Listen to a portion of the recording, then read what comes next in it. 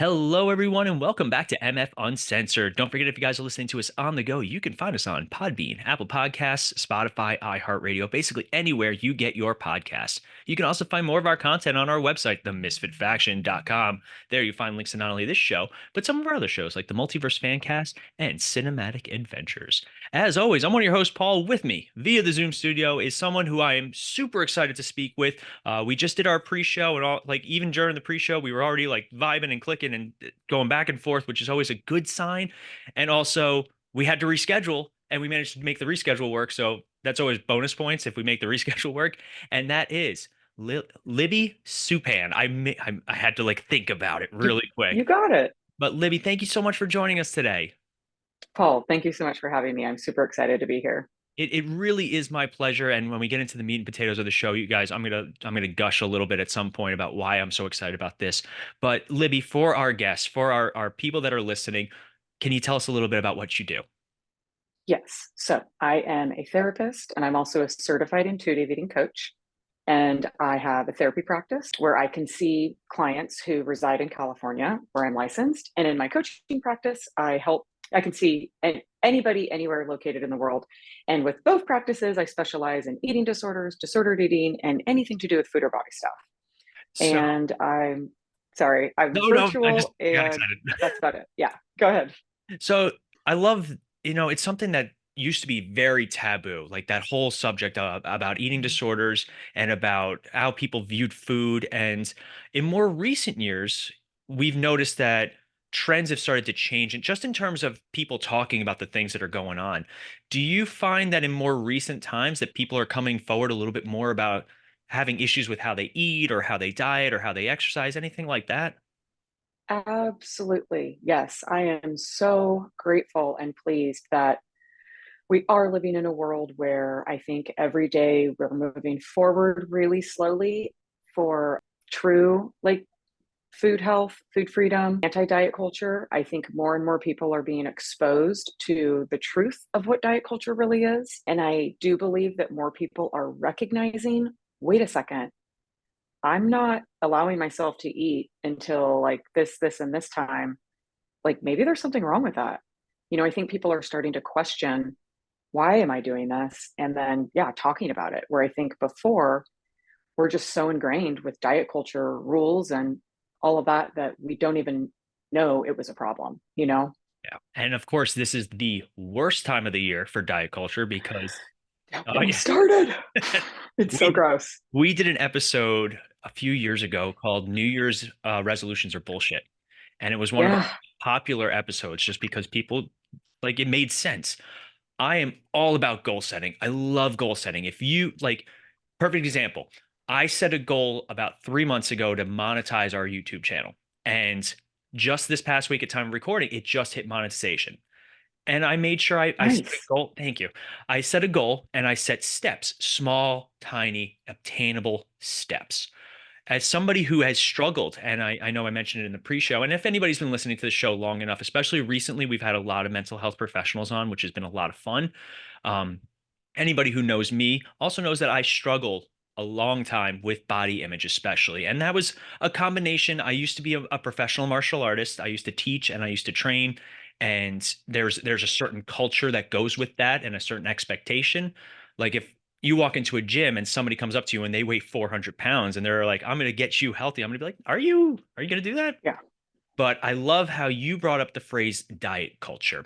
And it's something that people really like they fall into, and I'm guilty of it. I fell into it too. Like I was like I have to eat every 2 to 3 hours and I have to eat this many calories, and like otherwise I am not healthy. So for Right. Or I'm not okay. right. So for people that follow a very rigid, like this is what I have to do, what are some of the steps that you might take with them? Well, I think, well, the first thing would, they would need to see that there's some kind of a problem with it. I'm not going to try to convince anyone to change what they're doing. Um, yeah, I mean, every single person is so very individualized. So there's so many, I would need to know so much more. But I think generally speaking, the very first place I always start with anyone with any kind of food issues is we have to make sure overall you're eating adequately, consistently, and appropriately. You're getting enough nutrition. You're eating enough. You're eating when you're hungry. You're not waiting until 12 p.m. when Jenny Craig says you're allowed to eat, or keto, whatever, you know? So the very first place is, are you eating enough? And be honest with yourself, you know? See, it's funny because like you mentioned, like I don't want to mention too many of the famous diets, like you mentioned Diets. Craig and you got Weight Watchers, stuff like that, which some of them can be very healthy if done a certain way and with the the right precaution. I know a lot of people that do intermittent fasting, and Oh, very I'm very against intermittent fasting because I don't like the idea of starving yourself. I did a program a few years ago that I don't want to say was pushed on me, but was highly encouraged. This was maybe like 15, 20 years ago now. Oof, I don't want to talk about that part, but called isogenics. And oh my gosh, I know exactly what you're talking about. so isogenics was very big on cleansing. That was their spiel. That was like their hook. That the food that we're eating is so unhealthy and so not processed or overly processed, which to a point I do agree our food is very processed. Sure. Um, that's just American food. Like my wife has a gluten sensitivity, but when we went to Italy 2 years ago, she could eat all the pasta and all the bread and all the stuff, and she had no problems. So And isn't that interesting? it's so interesting. But Yeah. this isogenics program was like you don't eat for like days and you Oh, take like their cleanses and then you do their shakes. And I was like, that's fantastic in the short term. Like I lost 5, 10 pounds over like a week because I didn't eat. right. So whenever it comes to like Mm. fasting or intermittent fasting, even I'm very like, nope, not for me. Absolutely. I agree with you. And it's so funny because most of all my family and friends, they know what I do, and I'm like super passionate about it. And sometimes they think they're going to get in trouble if they tell me like, "Oh, I'm doing this thing with food or whatever." I'm like, I'm never going to judge you. But so my nephew texted me, I think it was last night, and he says, "My dad and I are going. We're going to start a fast tonight," which was, yeah, Thursday. Wait, today's Friday. Yeah, Thursday, and we're going to stop on Tuesday, but I'm going to go longer. And I just responded, I don't endorse this. Please take care of yourself. Yeah. I And know. it's unfortunate because those are the things that give you really quick water weight results. And Sure. like a friend of the podcast, our good friends over at Hey Pal, What's New? It's another show that we're very good friends with. He's been on. They're doing a Yeah. weight loss challenge, and he was telling me about it. And I was like, weight loss challenges are fine if you and a buddy want to be accountable with each other and stuff like that. Like that's great. Just I told him I was like, you're gonna see water weight go off quick, and you're gonna feel good, and then it's gonna plateau because you're not really changing enough. So like we had a very long talk about it, and it's funny because there are people that go to one extreme where they're not eating because of some sort of fasting or intermittent fasting, whatever it is, and then people that just don't Mhm. eat because of something like anorexia. How do you Sure. distinguish though, like what kind of diagnosis that you're really working with? Absolutely. Yeah. So going on an intentional weight loss diet is the number one form of disordered eating. Mhm. Going on a diet will much more like, I'm not saying this properly, will you are much more likely to develop an eating disorder by going on one single diet. Mhm. And I don't have the statistics in front of me or anything, but yeah. So disordered eating is intermittent fasting. It's any kind of intentional weight loss diet. It's adhering to any kind of external rules or guidelines with how, why, what you eat. Um, and also, typically speaking, the underlying intentionality or motivator about why you're doing what you're doing is to manipulate your body for aesthetics. So I think those two things show you that this is disordered eating. Am I adhering to external guidelines, like not listening to my internal body? And two, is my intentionality to lose weight? So that's disordered eating. And I don't want to say most, it seems like most, but so many people have disordered eating and they have no idea, and they will fight you till you're blue in the face that this isn't disordered eating, this is healthy, and I'm not going to fight. And then an eating disorder is when it just is more severe and it goes to the next level, and I'm not just intermittent fasting, I'm not eating for days, and that goes on maybe for, I don't know, a long time, months, a year, just depending. And then maybe it started out with anorexia, and most people cannot maintain that, Mhm. and it turns into binge eating disorder and then bulimia, and it kind of goes back and forth. And it, yeah, so it's really the severity. It's all disordered. And what makes an eating disorder is the severity. And there's all different types of eating disorders. And there's criteria to match each disorder and whatever. But yeah, So it's funny, you mentioned eating disorders versus disordered eating. I was in that latter camp for a long time. I was like, I don't have a disordered eating or eating disorder because I'm eating healthy all the time. Like yeah, 80% of my food is pure healthy, then maybe 10, 20% is less healthy, just so and yeah, it was rigid. Oh God, I yeah, don't know how my family and friends and my wife, bless her heart, she is so understanding about some of my dietary habits and some of I love to exercise. I am a very big fan of it. I've had to reevaluate exercising because now at this time in my life where I'm almost 40, which is hilarious, still do my taxes on my own, still don't know anything about my own retirement, but I'm going to be 40. I'm an adult. I get it. I feel like I'm 10. But like when we went on our honeymoon, I hit the gym and I was like, "Are you okay if I go to the gym?" She's like got a margarita in her hand. It's like 10 o'clock in the morning. She's like, "You sure?" I was Why? like, "Why?" I just enjoy it. It's something that I'm very passionate about. For Yeah, me though, eating has always been the issue. And especially after COVID hit. And yeah, so many people, drinking became just yep, commonplace. And even I had to like check myself with drinking. And now yep, I don't drink during the week if I can help it. Like over the Christmas break, I indulged a little. But so yeah. do you find though that those trends are changing among adults or teenagers, or is it something consistent, something trackable, or is it just all over? Yeah, the trends of disordered eating. Hmm.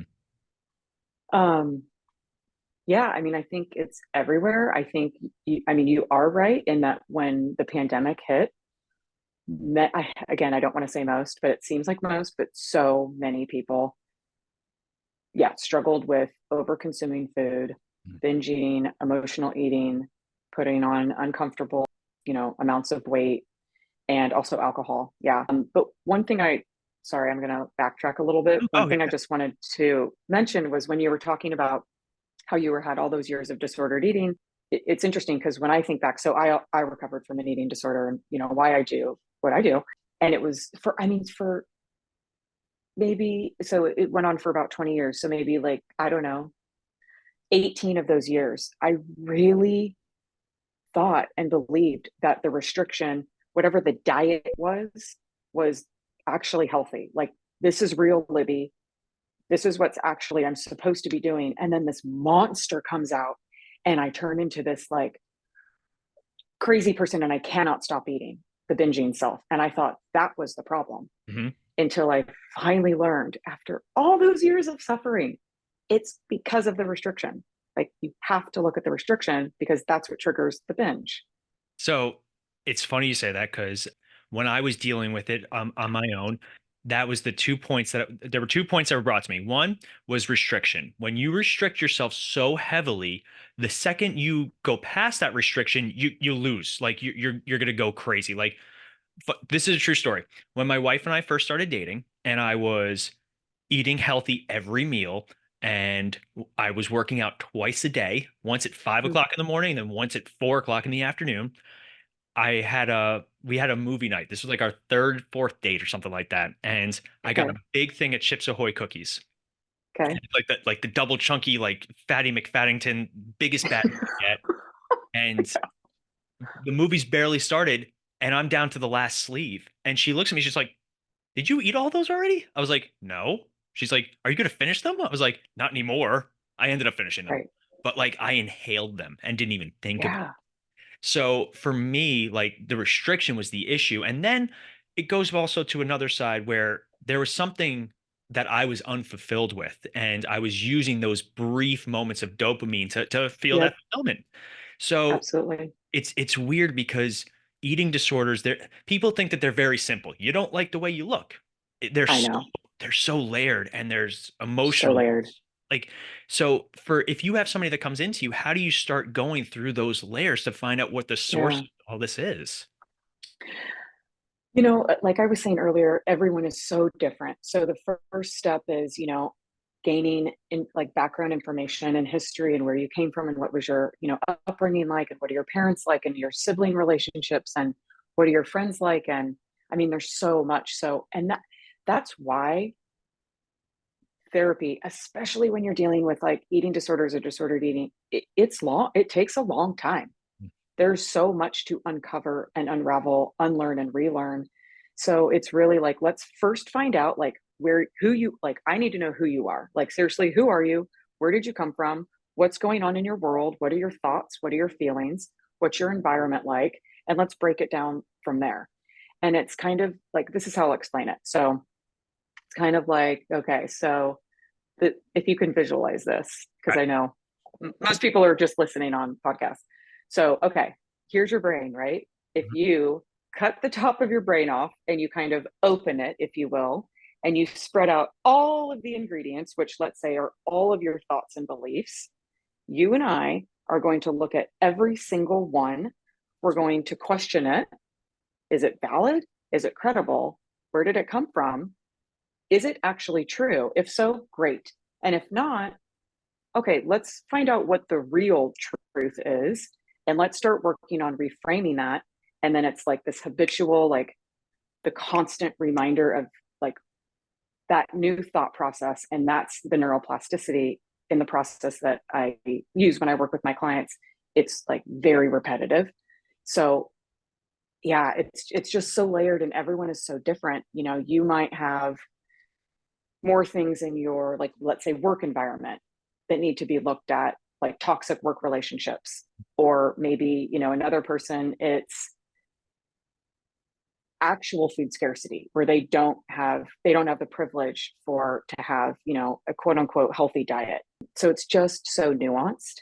But yeah, the first part is, who are you? Let's find out the starting point. Where are your pitfalls, maybe, let's say. Let's talk about those. And then how do we like retrain and relearn? And then it's just constantly doing it the new way, thinking the new way, and reminding yourself, this is different, this is new. Nope, I don't do that anymore. Just constant. So it's funny you say that because I was going to ask next, what are some of the resistances you get? Do they differ from men to women, younger to older? Like, what's the biggest holdback that people are like, no, that's nope, can't do that. Um, I would say overall, letting go of the fantasy of weight loss. And I can speak to that myself. That is why part of why it took me so long to get better, because I could not let go. I was terrified. And that's actually been a theme this week with my clients, both like therapy and coaching clients, is the grieving process of this. And it is truly grief. It is identity. It's, who am I if I'm not focused on weight loss? Who am I if I don't talk about this anymore? Who am I if I'm not looking at new diet plans and fitness workouts and new like motivators and weight loss challenges and sugar cleanses? Like, who am I? Oh Like, God, what am I supposed to put in my brain? You know?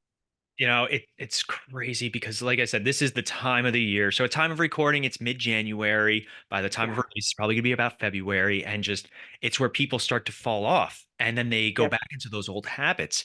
Because we always say that if you take big, gigantic steps that aren't sustainable, you're gonna go right back to where you were. So, Absolutely. and I love, it's funny you say because you're like, if I don't feel this way about diet culture, whatever it is, because diet culture is $1 billion industry. It is, Exactly. and that's what it is. It's Yeah. a business, just like smoking, just like alcohol. Weight loss is a business, and they will do Yep. anything, especially those quick fixes. Like, what was Oh, it? yeah. I remember Hydroxycut. It was like you Oh, I did that. I did I all of did it. oh, I did that. I did everything. And then I finally Yeah. realized as an adult, as an educated adult with stuff like this, it was pure caffeine. It was like I 900 know. milligrams of just caffeine. I And know. I work with kids, and vaping is the big thing. Like kids are Hmm. vaping all over, and the girls shrink, and they think it's because they're healthy. It's because vaping has so much nicotine in it that it Yeah. fills their appetite. They're not hungry, and their body's Right. constantly burning it. So it's wild, I know. between all this, and then obviously the fitness industry in itself. What are your thoughts on like the over I know. commercialization of weight loss? Well, I can tell you. So, yeah, exactly what you were saying. And this is what I tell the people I work with, because they're, you know, not that they're fighting me for anything, but it's more just like questioning, but Libby, why? But like, I'm not supposed to eat after 9 p.m. But like, that's what I know. That's what I've been told. And it's like, no, the reason why you think and believe that is because you're paying to believe that message. Diet culture has trillions of dollars to promote and market. Anti diet culture, guess what? We don't. Mhm. Like we're so little and small. Little wasn't a good word, but we're so, you know what I mean, Yep, yep. smaller capacity that we don't have that kind of money. So you don't get the actual, real, factual, true messages. And so we're just flooded with misinformation all the time. I also think it's generalization too. Like if somebody goes on a weight loss journey and they find great success and they're happy and they're healthy, cool.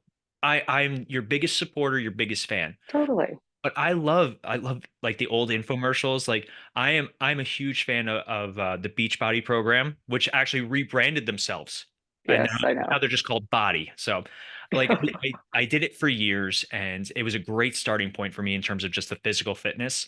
But I remember their infomercials, and they're like, "You can get ripped in 90 days," Oh and I was God, like, P90X, "Oh, Tony I Horton, love P90X. I still do a P90X workout every once in a while." Insanity. I met Sean T, the guy who created Insanity. Did you? I did a group workout with him years ago, and I still have pictures where I got to meet him afterwards, and he like nicest guy, and he's a really cool dude, but obviously it's a business. It is Right. what they present, and a lot of times they'll be like, "This is what I eat every day." I'm like, "No, you don't. Like you're lying." I know. And seriously, the whole what I eat in a day videos, this is what I eat, I find it extremely irresponsible because just like you're saying, I can lose weight doing A, B, and C, but that doesn't mean that's good for anyone else. And it actually could be quite damaging. So, like, please keep it to yourself. Right. Like some of these guys are eating like 60 grams of protein a day.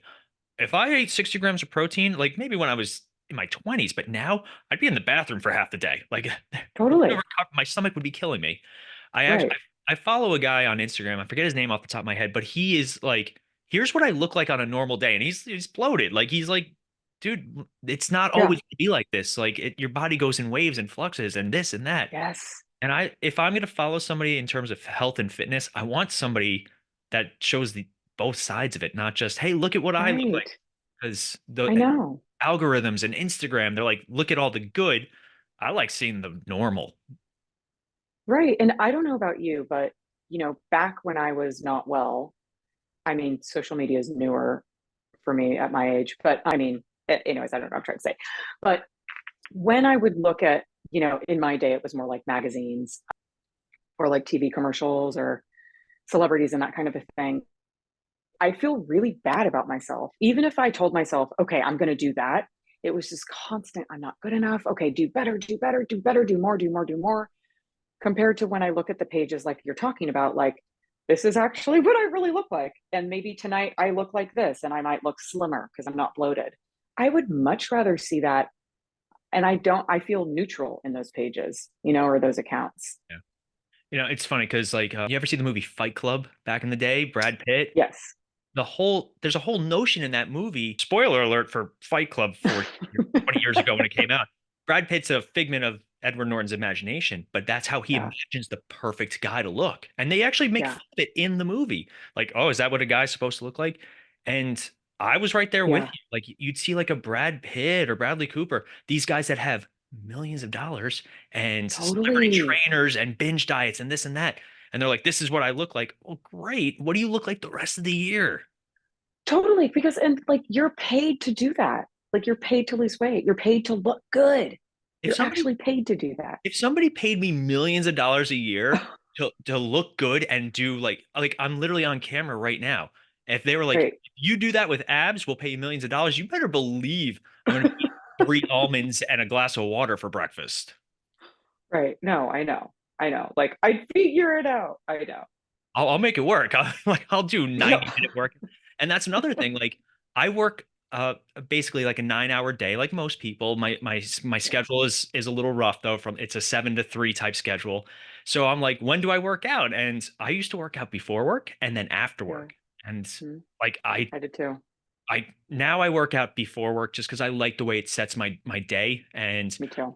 I'll change up my workouts. Like, and I started to learn to listen to my body and be like, hey, you need to stretch today. You need to rest. Like, Yes. because I was lifting weights 6 days a week and then doing cardio Yeah. like 4 days a week. Paul, I'm with you. I used to do the same. And people still do it. And it sucks because like I want people to feel good. Like this whole show was based off of people feeling out of place. And there are a lot more people feeling out of place than people that feel good all the time. Absolutely. You were talking earlier about you were a professional karate person. What's it called? Karate person, yes. What's it called? Martial arts? Yes, I did Taekwondo Okay. for 25 years. Taekwondo. Yes. Okay, that's a long time. Thank But you. it was making me think. And you were saying you were doing like double days. Mhm. Yeah, so I grew up dancing, cheerleading. I did professional cheerleading, and the last time I was compulsively over exercising when I wasn't well, it was in my 20s, and I was doing two a days, and it was like 3 4 hour a day workouts, and it was crazy. I mean, it was awful. I've had foot surgery on both my feet. I have like these ailments that I'm constantly like doing physical therapy for because of all the years of like that, Oh yeah. and it made me crazy.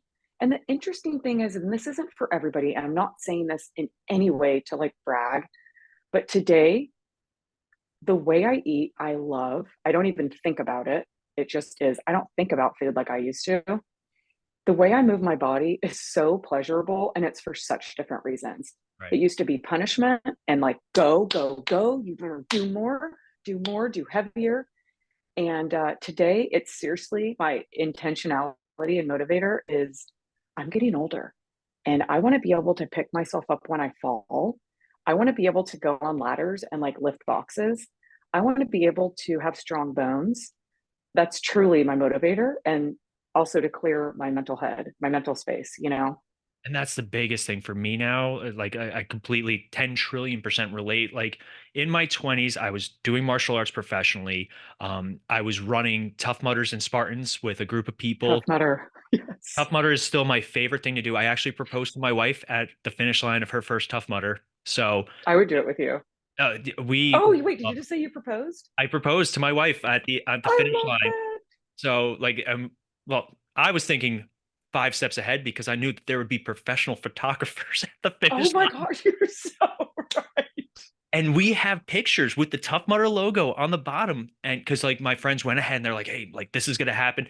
There's like a volunteer in the background like cheering in one of the pictures. It's the best. That's And awesome. like for that, like if I was gonna do a Tough Mudder or Spartan, I would train a certain way leading up to it. Now I feel so much better about how same thing, how my body moves, how it feels. Like I go to the chiropractor regularly just to get adjusted. I do two Mhm. days of stretching in the middle, like I break up my workout weeks, like, and you're looking at longevity. And I love that you're like, Yeah, hey, I'm not always going to be able to do certain things. I want to do them for as long as I can, though. yeah. And the diet is only, or not the diet. I hate saying the word diet. I know what Nutrition, you mean, though. yeah, the Yeah, nutrition is only going to supplement it. It's like if you have a right. car, you don't want to put mud in the car all the time. You want the right kind of Yeah, gas. Sometimes you want right. unleaded, and sometimes you need regular. So I like that Absolutely. you're doing this kind of body mind connection and it's reflected in how you're eating. Yes. And one other thing I just thought to say, because I think most people think of intuitive eating. I know we haven't even talked about that, but Oh, most people think of intuitive eating as like, oh, okay, just eat cheesecakes all day. You're going to get fat and unhealthy. It's like, okay, there's so much to intuitive eating, and that's not it. But here's what I want whoever's listening to know that where I'm at now, and it's taken a long time to get here. So I'm not saying this as like any kind of a quick fix. I truly am the healthiest I've ever been. I truly have the most nutrient dense diet I ever have. And I eat everything I want. My cupboards are filled with like candy, cookies, chocolates, and also a bunch of other things. But I want you, like, whoever's listening, hear me. Like, I did every diet in the world. I did every diet pill, every shot, every injection, everything diet. And I am the healthiest I've ever been now. And I eat all foods. that's So, awesome. So it's funny. I actually went the opposite way. So okay. I used to like it was chocolate chip cookies were my kryptonite. Like I would get like giant, like oh God. And I went to a point where I finally found the cause, like not so much how I wanted to look, but how I felt. And that was Yeah. a really big thing for me. And then once I started, it's again peeling back those layers and peeling back those layers. Now, like we have plenty of food in the house. My wife's a snacker. She loves to snack. She's got snacks all Yeah. over. It's like a little scavenger hunt sometimes. Totally. Yeah. But It's like me. she, we'll go to the grocery store and she's like, "Do you want these cookies?" And I'm like, "I don't want them." And she's like, Yeah, "You can exactly. have them." I was like, "I know I can have them. I can have them. I can enjoy them. And every once in a while, maybe I will." But like that want and that desire isn't there. And Exactly. in a healthy way. And I feel it and I love Right. it. So it's And crazy. sorry. No, no, no. It's good. Go ahead. Sorry, I was just going to say, and it's only because you are mentally allowing yourself those foods again. Whereas before you told yourself they were bad and wrong, and that's what triggers that binge urge, you They're know? they're taboo. They're the thing you can't have, and that's Right, any sort of I don't want to not disorder disorder. Well, yeah, we'll go with disorder. That's anything. Like a lot of times, it's based on what you can't have. Everybody's always focused on what right. they can't have or don't have. Yeah. Part of Yeah. my process is I like to write down things that I'm grateful for. I try and do it every day, but it doesn't always happen every day. I'm the worst. But my wife actually, for those of you guys watching on the YouTube channel, we got my wife got me this lovely notebook. So every day I kind of Wait, try. let me see it. Yeah, it's I'm a like, is that the one I have? no, No. I don't Okay. know, but yeah, she like with the matching pen, like it was a great gift, and it's been fun. I try and write down things that I'm grateful for, or say them out loud at least, because there's also a lot of power in words and how people talk to themselves. Yes. And Yes. like my wife will tell me that I'm the most handsome guy in the world, but I'll look in the mirror and say the opposite. And because it's coming from me, I'm going to think that. Yeah. So there's a lot of power in just words and talking and actions and all Yes. these things. And Yep. How you talk to yourself. I love it. So you did mention intuitive eating, and I wanted to ask you about it. I know we're getting towards our time. I'm keeping an eye, don't worry. But when you say intuitive eating, what does that mean? Yeah.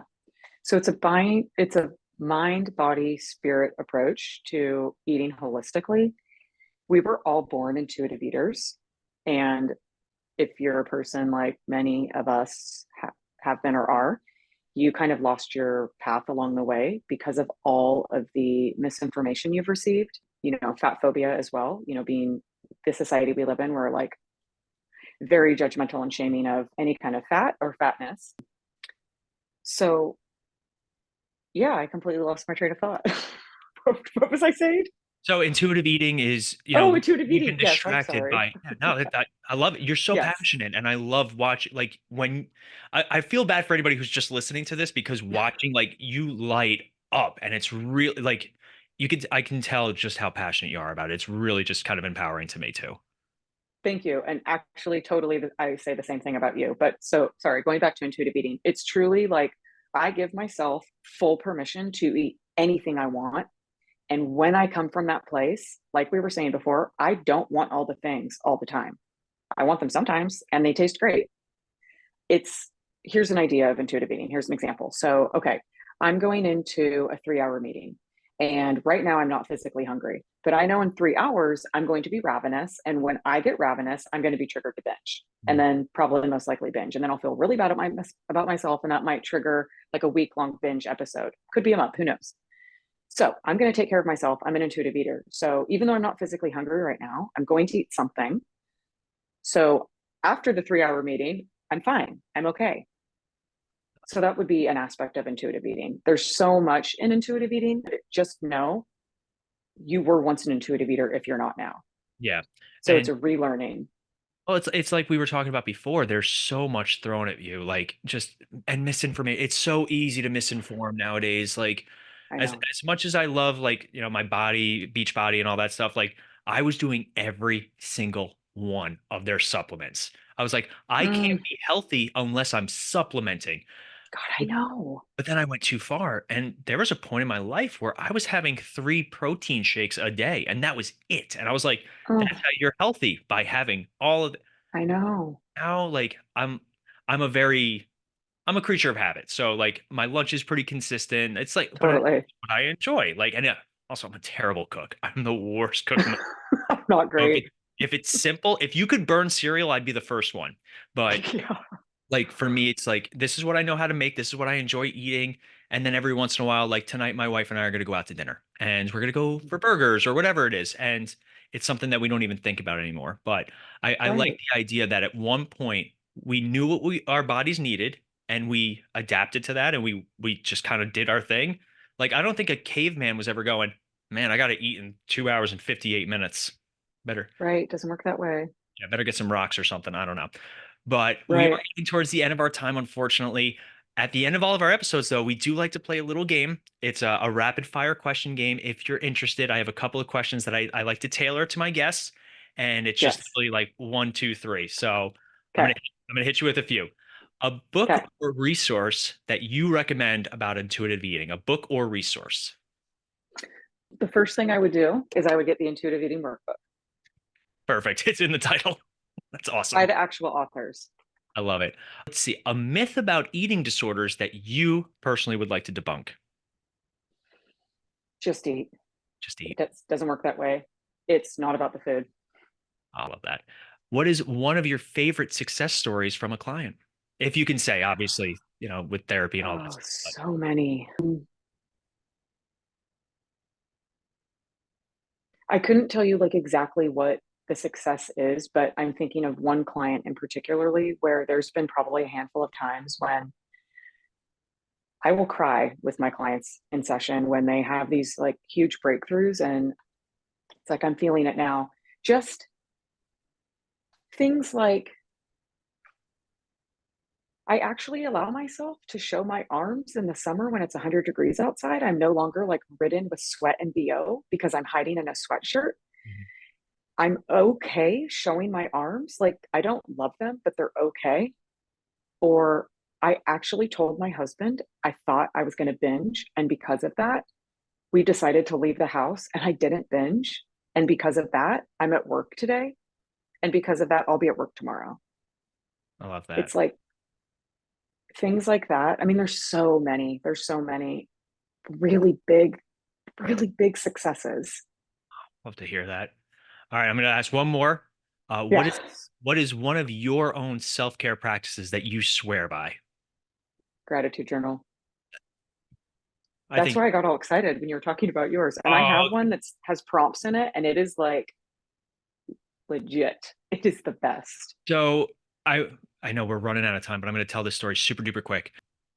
I mentioned that I did martial arts for X amount of years. I was part of an organization which I have a lot of love and a lot of respect for. They did do a lot more of like I don't want to say self-help, but the empowerment type stuff. Like that's just kind of how it shifted because martial arts isn't just physical, it's a lot of mental. And we used to do a lot of like I am statements and it made them actually a little poisonous to me at one point where I was like, I got Yeah. triggered by them. And I was like, it Yep. reminds me of this time in my life that I was so not happy and didn't even realize it. And now I'm finally starting to kind of, but I need blank paper. I can't do prompts. Yeah. Even just sitting here. No, I hear you. Yeah. So And what you just were talking about is called toxic positivity. And it's so gross. now we're gonna have to do a follow up. I'm already like I'd love to. I can probably talk for another 45 minutes. But before we go, obviously, if anybody's looking for help, how are some ways that people can get in touch with you? Yeah. So my social media accounts, and those would be TikTok, Instagram, and Facebook. I'm at Food Freedom with Libby. You can email me, Libby at libbysupan.com. My website is libbysupan.com. And in the show notes, there should be a link to some freebies where you'll get a food freedom ebook that I created. And yeah, Perfect. So yes, check the link in the description. Check all those things. It's going to all be there. So make sure you guys check it out. I might have peeked at the freebies because I also like freebies, but that is going to take us towards the end. Libby, thank you so much for coming on today. This was fantastic. thank you so much, Paul. And I would love to come back on if you wanted to do that. You got it. But for now, have a great rest of your day. You too.